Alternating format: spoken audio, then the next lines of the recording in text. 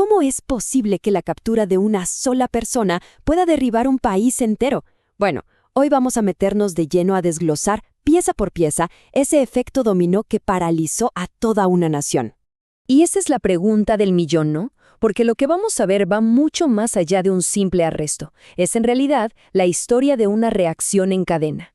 Una que detuvo la economía, la educación y la vida diaria de millones y millones de personas.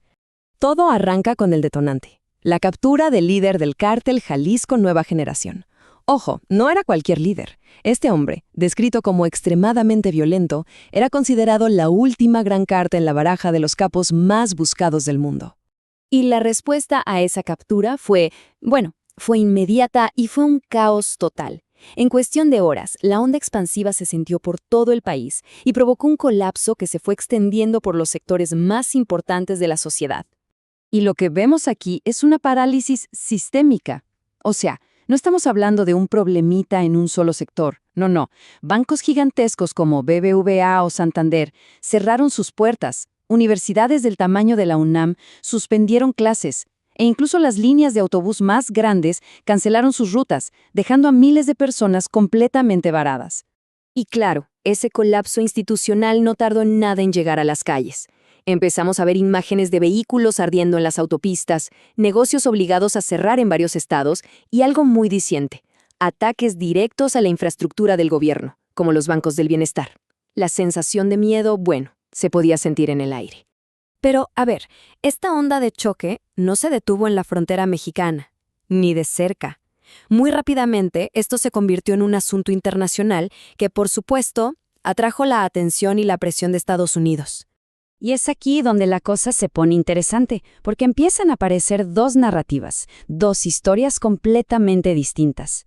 Por un lado, la versión oficial de la Casa Blanca lo aplaudió como un gran éxito de cooperación. Pero por otro lado, el análisis que exploramos sugiere algo más, que la presión de Estados Unidos respondía a sus propios intereses, e incluso que podría beneficiarse de esta inestabilidad.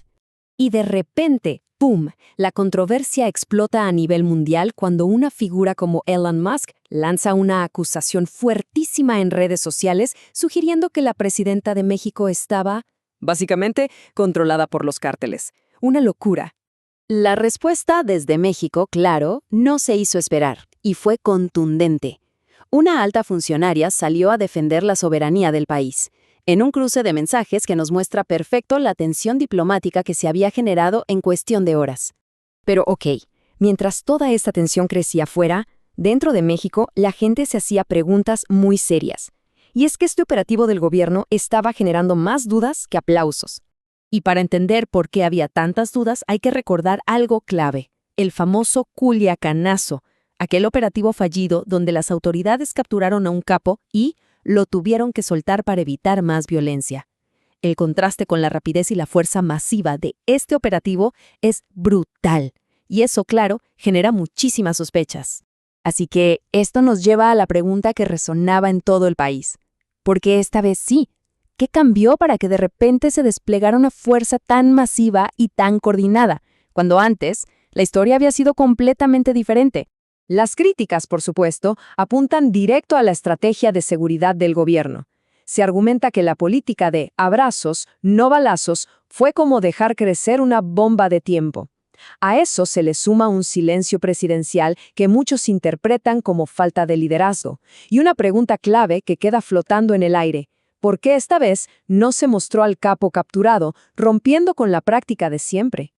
Y las consecuencias de esto no se quedarían solo en México. El análisis prevé que este es el inicio de un efecto dominó que podría desestabilizar a todo el continente. Y ojo, que el impacto económico ya se está sintiendo. Tenemos un dato duro, una caída del 12% en las reservaciones de turismo internacional. ¡Un 12! Imaginen lo que eso significa con una Copa del Mundo a la vuelta de la esquina. Es una amenaza muy, muy real. La reacción en cadena que se pronostica seguiría más o menos 3 pasos. Primero, la captura crea un vacío de poder gigantesco. Segundo, esto desata, inevitablemente, una guerra territorial, porque otros grupos rivales van a querer tomar ese control. Y tercero, el impacto se vuelve regional, alterando las rutas del narcotráfico en países clave como Colombia y Ecuador. Y todo esto nos lleva a la gran conclusión de este análisis. La captura de un capo, por más espectacular que sea, es solo la punta del iceberg. Es como tratar el síntoma, pero no la enfermedad, no las causas profundas del problema, como la demanda mundial de drogas, la desigualdad y la falta de oportunidades que alimentan todo este ecosistema.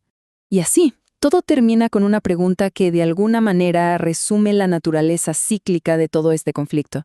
Cuando una pieza tan importante cae del tablero, inevitablemente se abre la puerta para que otra, quizás peor, quizás más violenta, ocupe su lugar, dejando el futuro, como siempre, en un estado de completa incertidumbre.